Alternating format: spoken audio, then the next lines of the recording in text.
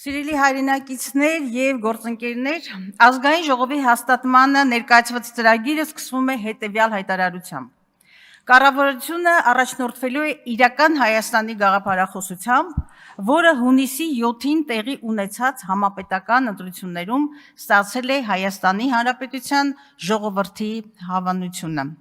Այս ինքնավստահ հաստատումից առաջ, պարոն Փաշինյան, հիշեք, որ ձեզ քաղաքական մեծամասնությանը ձայն է տվել ընտրության իրավունք ունեցող Հայաստանի Հանրապետության քաղաքացիների ընդամենը 29%-ը։ Նաև հիշեք, որ տեղի է ունեցել ժողովրդավարական հասարակությունների համար հանցավոր մի իրողություն, խլվել, իսկ ավելի շուտ գողացվել է 60,000 ընտրողների սահմանադրությամբ երաշխավորված ընտրության իրավունքը։ Ոչնչացվել է ազատ կամ արտահայտության սկզբունքը, ինչը լեգիտիմության մեծագույն հարցական է դնում թե խորհրդարանի եւ թե պետական ողջ համակարգի վրա։ Ակնհայտորեն ընտրությունները տեղի են ունեցել առաջատար ընդդիմադիր քաղաքական ուժերի առաջնորդների Սամվել Կարապետյանի, Ծառուկյանի, Թևանյանի եւ ուրիշների կալանավորման, քրեական հետապնդումների, ընդդիմադիր հայացքներ ունեցող քաղաքացիների հալածանքների, թիրախավորման եւ համատարած վախի մթնոլորտում։ Ընդամենը 3 այս ամբիոնից դուք հերթական վրեժխնդրության, իսկ ավելի շուտ վենդետայի այսպես անոնսը տվեցիք եւ այսօր առավոտյան դիմակավորված ԱԱԾ-ն հայտնվեց Քոչարյան ընտանիքի բնակարանում։ Իդեպ, հանրային բևեռացման քաղաքական հետապնդումների, ատելության խոսքի, բռնության մթնոլորտի բարձր աստիճանը արձանագրվել են նաեւ միջազգային դիտորդական առաքելությունների կողմից։ Պետական գաղափարախոսությունները պատմականորեն բնորոշ են հատկապես այն ավտորիտար ռեժիմներին, պարոն Փաշինյան, որտեղ պետությունը քաղաքացիներին պարտադրում է գաղափարների շրջանակ։ Կարծում եմ, պիտի որ այս մասին իմանաք։ Մինչդեռ Հայաստանի Հանրապետության Սահմանադրության 8-րդ հոդվածը երաշխավորում է գաղափարախոսական բազմակարծություն։ Ուստի պիտի արձանագրենք, որ իրական Հայաստանի գաղափարախոսությունը ոչ այլ ինչ է, քան ՀՀ քաղաքացիներին պարտադրվող քաղաքացիական պայմանագրի ոչ հայկական ծագման իդեոլոգիան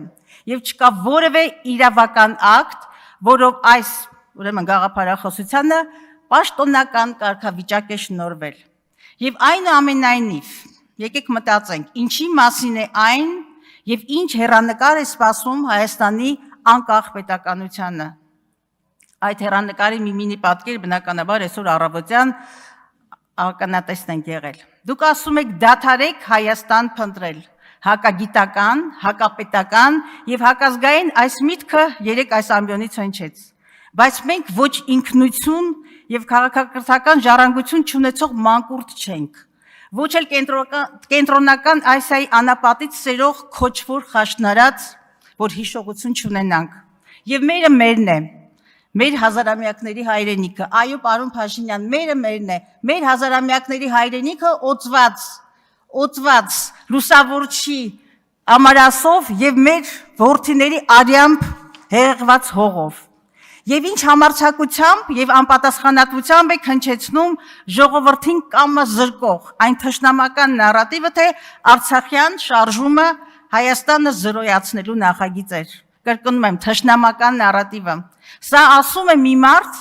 որին նույնիսկ Ալիևն է մեղադրում պատերազմը սադրելու մեջ։ Ասում է մի մարդ, որ Հայաստանի սուբյեկտայնությունը զրոյացրել է, ով երկրի անվտանգային խնդիրների լուծման բանալին տեսնում է սողացող կապիտուլյացիայի, մեր ինքնությունից հրաժարվելու մեջ եւ ամենասարսափելին զոհի եւ ոճրագործի միջև դնելով հավասարության նշան։ Ինչու մենակ մնացինք թշնամու դեմ, երեք այս հարցն էլ հնչեց։ Այդ հարցը գուցե ձեզ տակ եւ խոստովանեք, որ պատճառը ձեր սեփական զրո կետն է, անհավասարակշիռ արտաքին քաղաքականությունը, ձեր ոչ պրոֆեսիոնալիզմը, ներազգային պառակտումը եւ այսօր էլ շարունակվող վրեժի ծառավը։ Ազգային իղձերով ապրելու կարիք չկա։ Սա է ձեր փիլիսոփայությունը, հաց եւ տեսարաններ։ Դպրոցներից հեռացնել փառքի անկյուններն ու դրանք փոխարինել լավ ապրելու գրառումներով։ Չտեսնել սեփական մեղքի հետևանքները, շարունակվող կորուստների շղթան, վերացարկվել այս ամենից եւ հայտարարել հաստատված խաղաղության մասին։ Ես եւ հազարավոր Հայաստանի Հանրապետության քաղաքացիներ հարցնում ենք, այդ որ հաստատված խաղաղության մասին եք խոսում։ Երբ օգոստոսի 8-ի թանակը չչորացած Ալիևը զգուշացնում է Հայաստանին, փոխեք սահմանադրությունը, հակառակ դեպքում կարող եք հետևանքներ կրել։ Կրկնում եմ, հակառակ դեպքում կարող եք հետևանքներ կրել։ Հետո գալ եւ այս ամբիոնից ժողովրդին ներշնչել, թե ինքն է նոր սահմանադրության պատվիրատուն։ Ում եք մոլորեցնում։ Իսկ գուցե ավելի վատ, պետությունը եւ դուք չունեք ունակությունը գնահատելու իրական սպառնալիքները եւ կառավարել դրանք։ Դուք նաև հոգեպես եք կապիտուլացված, պարոն Փաշինյան, ասեմ թե ինչու։ Այլապես ինչպես մեկնաբանել Նախիջևան հինավուրց հայերեն բառի թուրքերեն հնչողությունը, որը երեք շատ ակնհայտ հրճվանքով մի քանի անգամ հնչեցրեցիք եւ արտասանում եք այստեղ։ Տպավորություն ունեմ, որ Ադրբեջանի քաղաքական ղեկավարության կողմից հնչող սպառնալիքների դեմ Հայաստանի եւ ձեր միակ հակազդեցությունը 29742 կիլոմետր թվի բարձրաձայնում է եւ այդ ուրեմն ուրվագիծը կրծքանշանը ձեր օձիքին։ Մինչդեռ տարածքի նույնականությունը կամ թիվը դեռ անվտանգային երաշխիք չէ, ինչպես եւ քարտեզը երաշխիք չէ։ Դուք մոռացել եք, որ այս պահին Ադրբեջանի օկուպացիայի ներքո են Հայաստանի ինքնիշխան տարածքի անբաժանելի մաս կազմող ավելի քան 200 քառակուսի կիլոմետր տարածք։ Ամենակարևորը, չի կարող խաղաղությունը տևական լինել, երբ այն կառուցվում է շարունակական զիջումների եւ երկրի հեռանկարի հաշվին։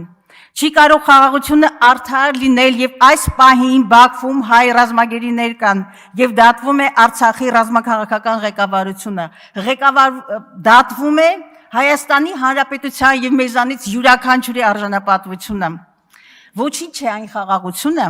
կամ այն համաձայնագիրը խաղաղության, որը չի ներառում գերիների եւ բռնի տեղահանվածների վերադարձի խնդիրը։ Միջազգային պրակտիկայում չկա, չէ գտնի երկարատև խաղաղության ապահովման որևէ ճիգ փորձ, որը չի ներառում արդարության ապահովման միջազգային մեխանիզմները։ Իդեպ այդպես էլ չլսեցինք, թե մեր միջազգային 5 հայտերը միջազգային ատյաններում ինչ ճակատագրի են արժանանալու։ Դուք աշխարհի հետ խոսում եք խեղճի, սեփական իրավունքներից եւ քաղաքական ամբիցիաներից հրաժարվածի կեցվածքով։ Մինչդեռ ներազգային կյանքում պետությունը դարձրել եք ռեպրեսիվ համակարգերի ամբողջություն, որ Հայաստանի Հանրապետության քաղաքացին պաշտպանված չէ եւ չի հավատում իր վաղվա օրվան։ Այո, հանձային վստահությունը կառավարության նկատմամբ շարունակում է նվազել եւ հարցվածների մեծ մասը գտնում է, որ Հայաստանը շարժվում է սխալ ուղղությամբ։ Մարդու իրավունքների եւ ժողովրդավարության պաշտպանության տեսանկյունից կառավարության ծրագիրը չունի որևէ չափելի տեսլական, մինչդեռ ոստիկանական բռնությունները, խոսքի ազատության նահանջը, սելեկտիվ արդարադատությունը, քաղաքական բանտարկումները, անմեղության կանխավարկածի համատարած խախտումները, ընդհանրապես սահմանադրության ոտնակող անելը ամենօրյա բնույթ են կրում։ Հայաստանը շարունակում է լինել գործադիրի ձեռքում կենտրոնացած կիսաազատ հիբրիդային երկիր, ինչպես ձեր սիրած նախկինների ժամանակ էր, զրո փոփոխություն, որոշ առումներով նույնիսկ նահանջ։